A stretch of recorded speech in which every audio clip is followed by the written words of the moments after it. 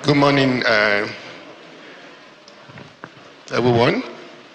Thank you so much, Honorable Minister of Information, Mr. Mohammed Idris, for giving us, as the Minister of Education, these opportunities to talk to Nigeria.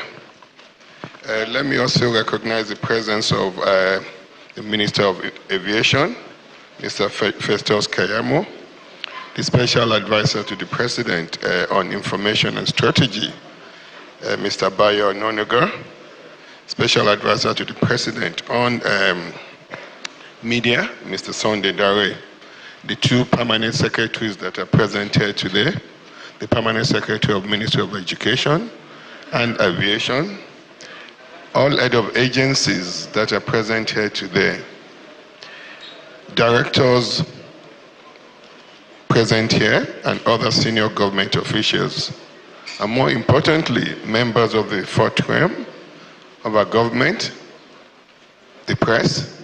Thank you for inviting us and for this big opportunity to talk to Nigeria. The mandate that President Bola Ahmed Tinubu has given us to totally reform the education system in Nigeria. The several challenges that we met. Can I have projection of the slides? But some of the numbers, projection of good. So, I'll talk about the challenges, talk about the strategies we've put in place, and a target, and the gains we've made quickly in the last several months and in the last almost 2 years that President Bola Ahmed Tinubu has took over the leadership of the country. We all know our President Bola Ahmed Tinubu, is a fervent believer and benevolent believer in human capital development. And when you talk about human capital development, what are you talking about? Education, health, and social protection. When the President was campaigning all over the country, he said, I would take difficult, he spoke to Nigerians directly and told them, I'll be honest with you. I'll take difficult decisions. But those decisions that I'll take, it's not for now, but for prosperity, for the future of your children and the future of your grandchildren. And when you have a leader making decisions like that, based on the future of your children and your grandchildren, you can be 100% assured that those are right decisions. And when you take right decisions, it will be difficult decisions. That's what this President Bola Ahmed Tinubu has done, and now we're all seeing the results of those difficult decisions. The light at the end of the tunnel, we're seeing it clearly, and I can assure you the tunnel is now getting shorter and shorter. We're getting to El Dorado.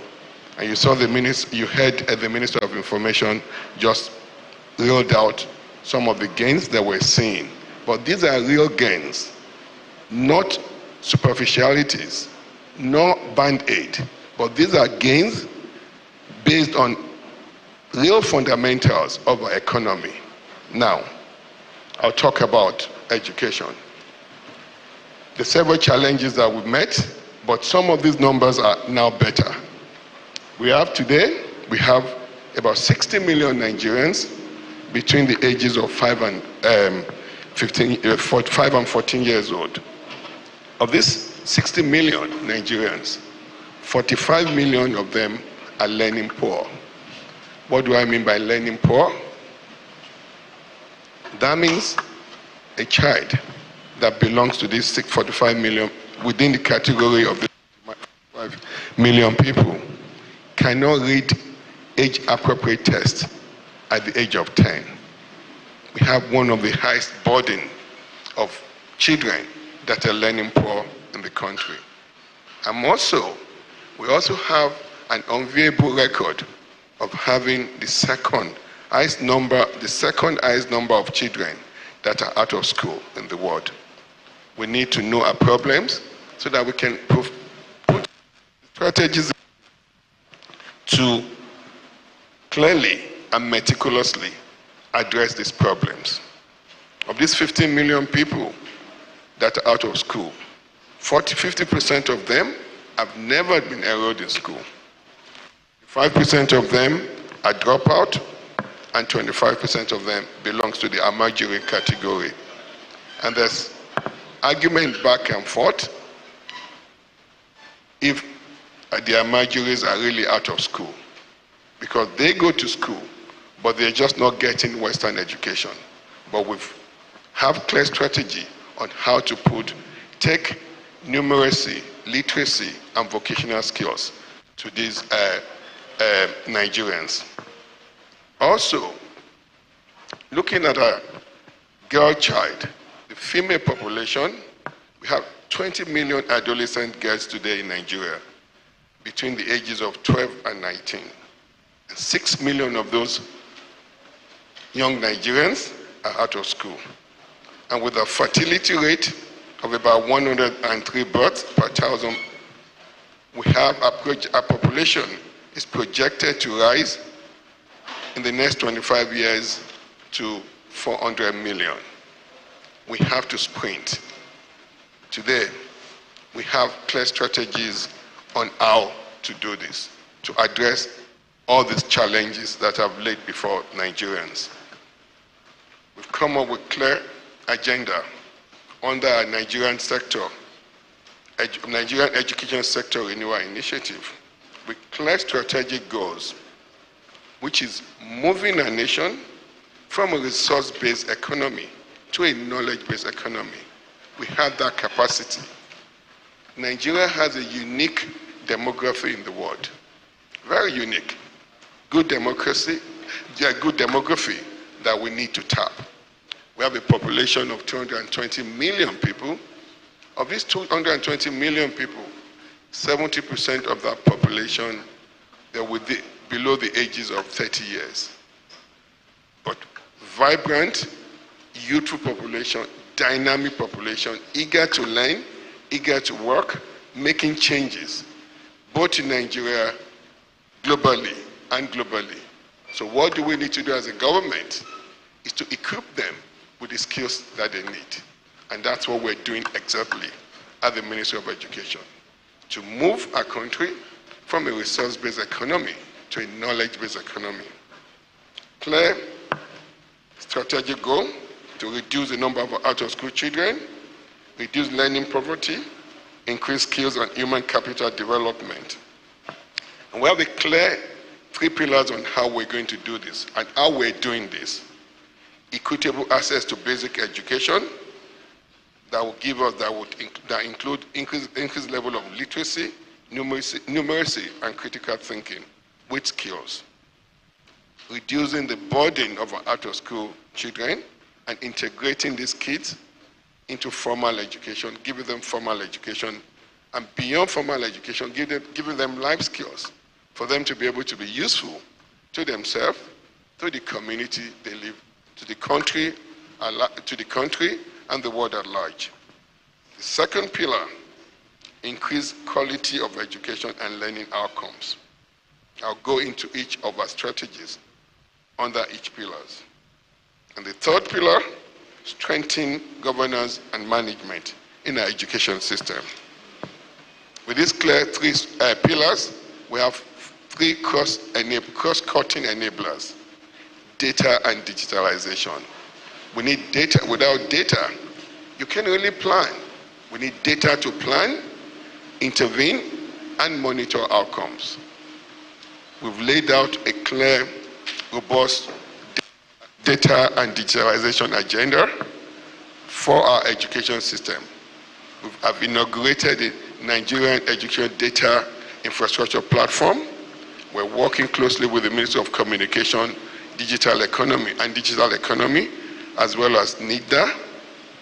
We have a clear agenda on how we will roll all our education data from the foundational level into one data, going to our secondary school level as well as a tertiary school level.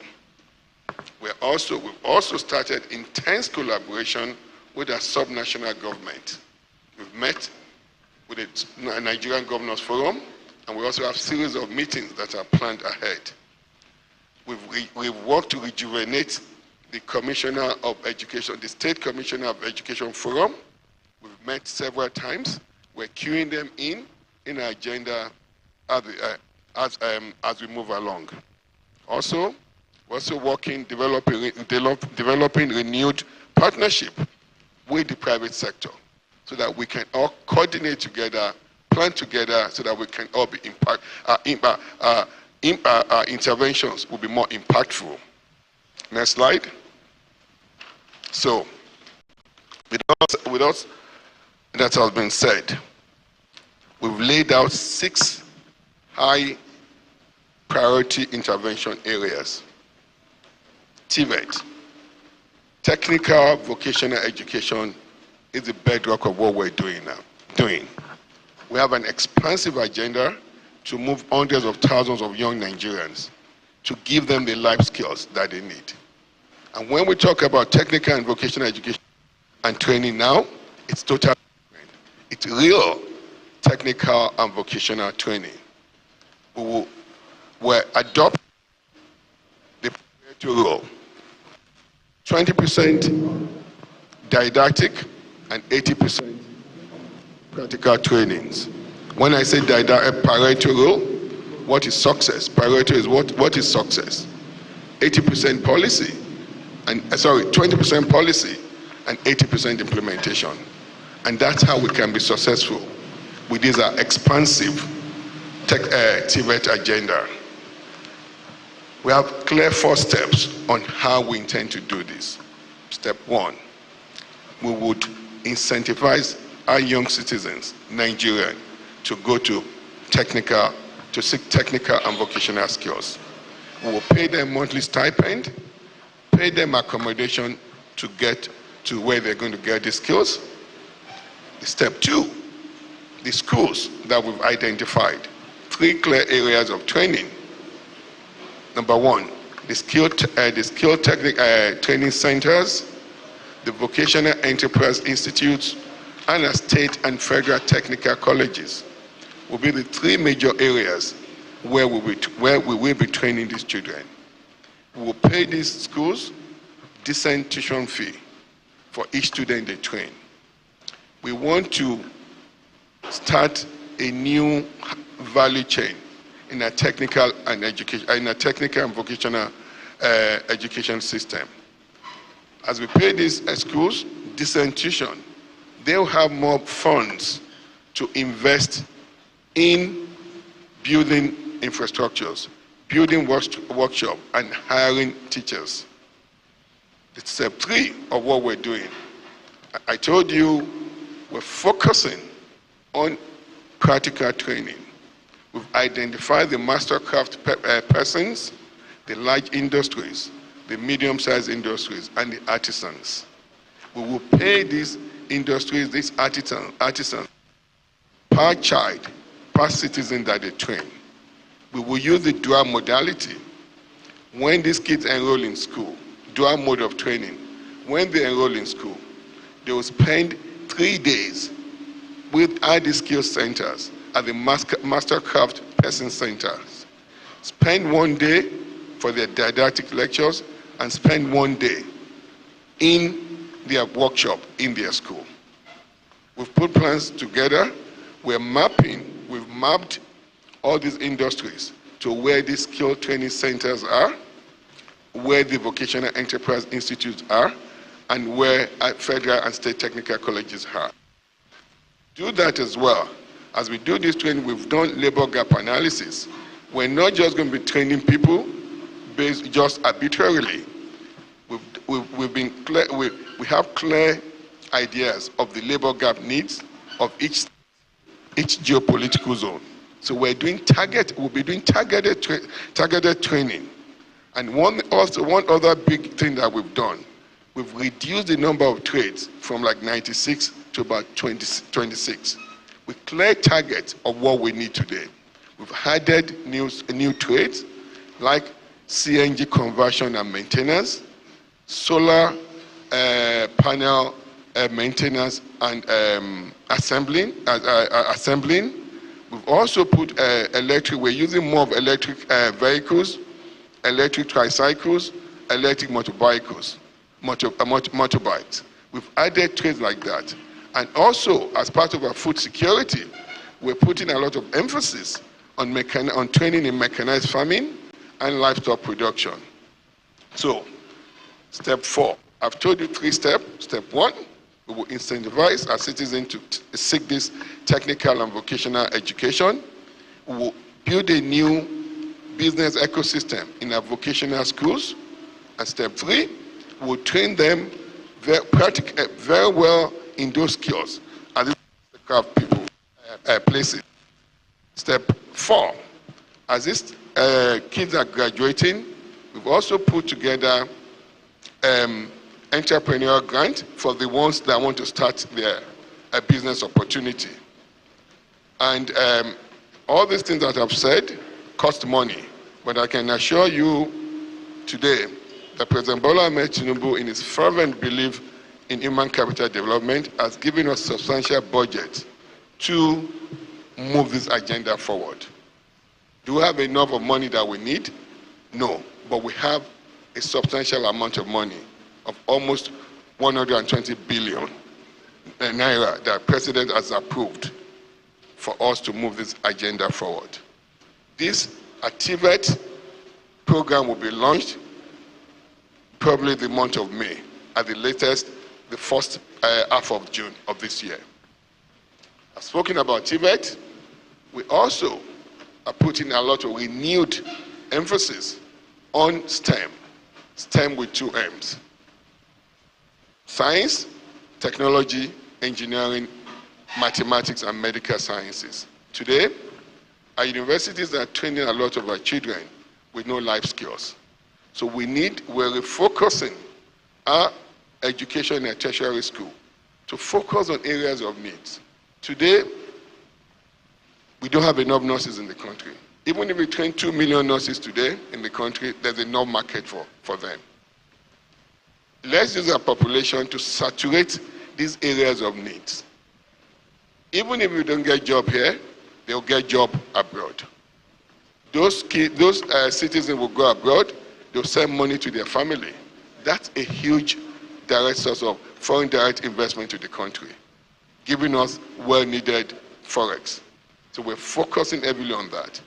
And as we have a lot of these young kids outside that have been trained in courses that they can't get a job, we have a clear plan on how to retrofit their skills, to give them new skills.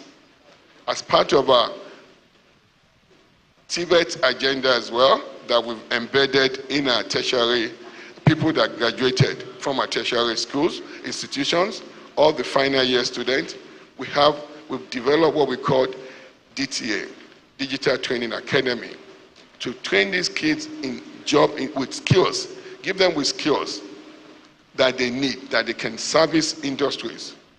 Here in Nigeria or anywhere in the world, they will stay in Nigeria and make decent living. Today, based on UNESCO data, there are about 658,000 vacancies in software development methodologies, about 280,000 vacancies in proactive security that we call cyber security. There are about 168,000 vacancies in IT automation, another 150,000 vacancies in AI and machine learning, about 120,000 vacancies in cloud computing, about 68,000 vacancies worldwide in natural language processing. If you add that together, we have almost 2 million job vacancies out there. So what we're doing with that Digital Training Academy, we're working with trainers now that will offer 6 months to people, young Nigerians, to get this training. We as a government, we will pay for their internet services, we will encourage them, we would find or pay for computer for them or contract with CBT centers. These citizens will be trained 6 months. We will pay for their certification, Cisco certification, AWS certification, Huawei certification, Google certification.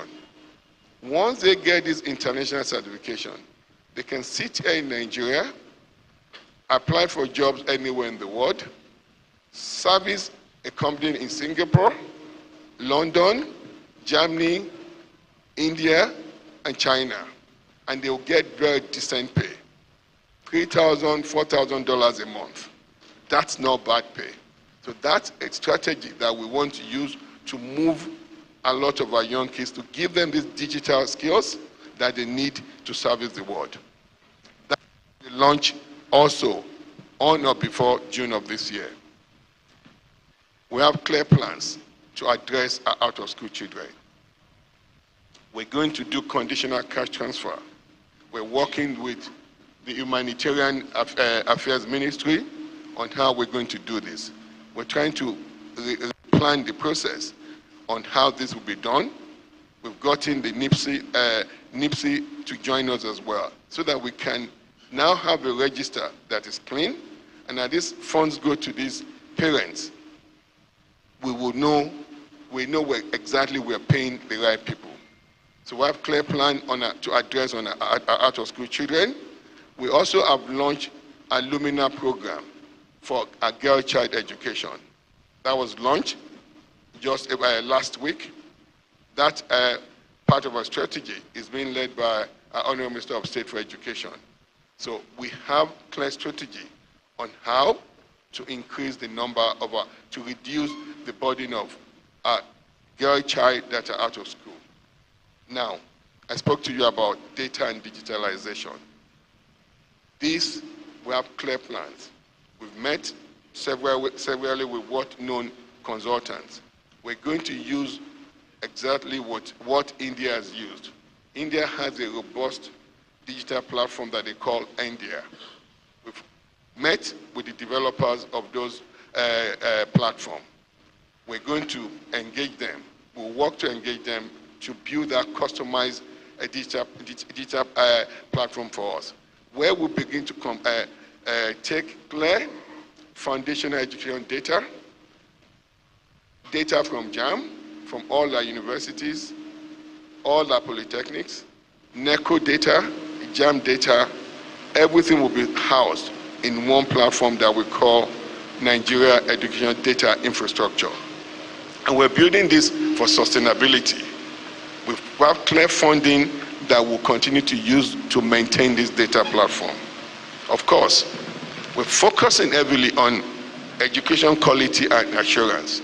We now have a renewed strategies to address, to quality assure the kind of education we're giving our children. And as we give them this education, we also quality assure the teachers that are training our children. So that as we do this, the high level of learning poverty that we have will significantly reduce. Next slide, please. So, what are the performances, performance target? I spoke heavily on the Tibet. We have planned to, between now and 2027, to give 650,000. That's actually conservative estimate. Nigerians, new digital, technical, vocational skills, as well as digital skills, that they would skills that they will use to start working and start making incomes. With our STEM, we'll have clear strategy on how we're going to quadruple the number of admissions into a medical school, focusing heavily on medicine, pharmacy, nursing, and dentistry. What we've done now, beyond the usual budgetary allocation to medical schools, Third Fund has been done that all the high impact intervention spending for this 2024 will be directed to 18 identified schools that we've carefully chosen in each of the 6 geopolitical zones.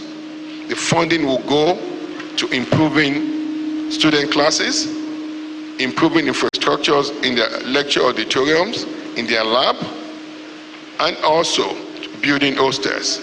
As we do this, we will have clear strategy to expand the capacity of our medical schools.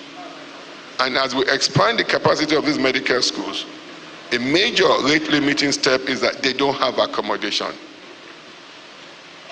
Third Fund will also be building accommodation for them in the identified medical school.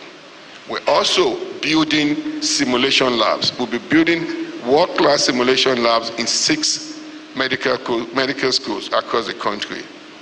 As we build this simulation lab, we can geometrically expand the number of students that we're admitting to our medical schools.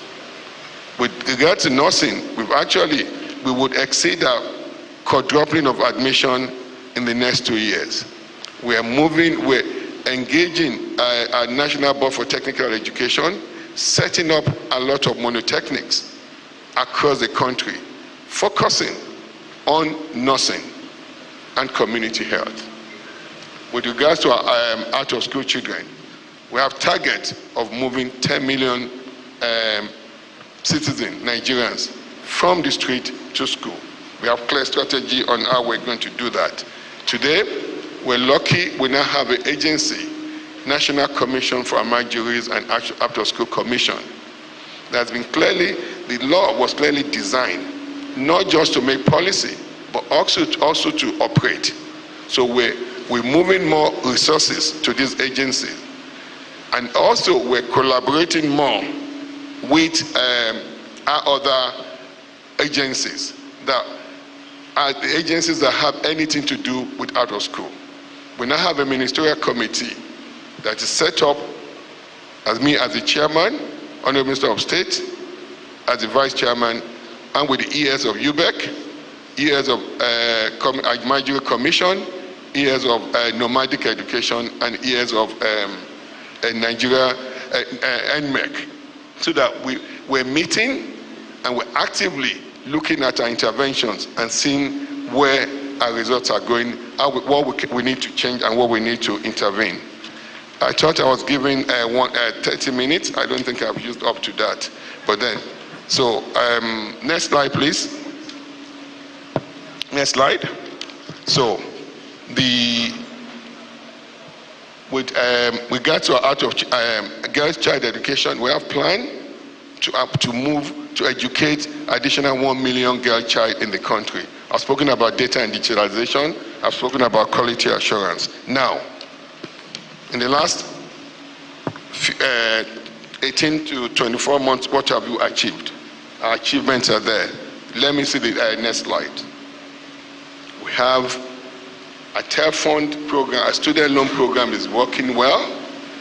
Please, the members of press, please tell students it's easy. It takes less than 1 minute to start the application. It's online. Today, we have we've invested 43 billion in a loan program. Real beneficiary of these student loan programs. We've embarked on aggressive institutional reform for UBEC. There's a big part of UBEC, this matching grant, this 50% matching grant, that is preventing a lot of us subnational government from accessing this grant. We're working to reform and to make changes to that act so that we can free up this investment for our subnational government so that they can direct more funding in coordination with them to our foundational level. You've heard about the 18-year minimum age policy for education that we reversed. For the first time, we now have an anti-bullying policy in our education system and for the country. We have the HOPE education, the human opportunities for prosperity and equity, a World Bank loan that we're moving quickly to get approved. It will be approved. It's going to the World Bank Council by the end of this month, and once that gets approved, we'll move it to a Federal Executive Council, and then we can begin to direct this funding to our foundational education level. And the way the HOPE loan has been designed, it's been designed as a pay for performance. It will be directed at the subnational government, but it will be based on indicators, clearly marked out quality indicators, delivery indicators. We're engaging our citizens more. Also, the National Library that has been abandoned for the last 2 decades. Mr. President has given marching order for us to resume, to start reconstruction of the library. Not just orders, the President has also given some money, about 40 billion, for us to resume construction of the library. We also we're working with the National Sport Commission. Sport is part of education. For the first time now, we're collaborating with the National Sport Council with a Nuga game, Naisiga game, and Nipoka game. We're collaborating together more intensively. We have a heavy focus in using education to improve our food security. We've earmarked some money today in this 2025 budget to be directed to our University of Agriculture and universities that have big faculty of agriculture. We'll be giving them about 1 billion for them to go into mechanized farming. Also, with student mobility, Mr. President has kindly approved the purchase of electric vehicles, electric buses for some of our universities. These buses will be handed over to the student union, to the respective student unions of these universities, so that they can operate and use it to transport students within their campuses. With regards to our foundational level, foundational education, we have clear strategy on how we're getting this right now. And I'll tell you a bold agenda. Next slide, please. Bold agenda with our foundational education. With regards to infrastructures, between now and 2027, we will renovate 195,000 classrooms across the nation. We will install 20,000 toilets, 23,000 boreholes across all the schools in the country. We will construct about 7,000 new classrooms, and as we do this, with our learning and teaching and learning materials, we plan to mobilize almost 103 million textbooks. And let me tell you, we're also going to move away from this paper textbook. We will work as we go into the future to ensure that every student in Nigeria has a tablet, where we can now begin to move content, educational content, into this tablet. This is how we can become effective. We're talking with some AI companies that will also give us some AI platform that, as the teacher is teaching the children in school, the AI platform will summarize the salient point of what's being taught. Also, direct them to where they can get additional learning materials. This AI platform would also assist our teachers in developing their teaching plans. So these will be embedded in those tablets. And we also plan to deploy almost 2 million in teaching aids, 2 million supplies of teaching aids to our schools, as well as train and retrain about 1 million teachers within the next 2 years. I think I'll stop I think I've exceeded my time. I'll stop from here. Thank you so much.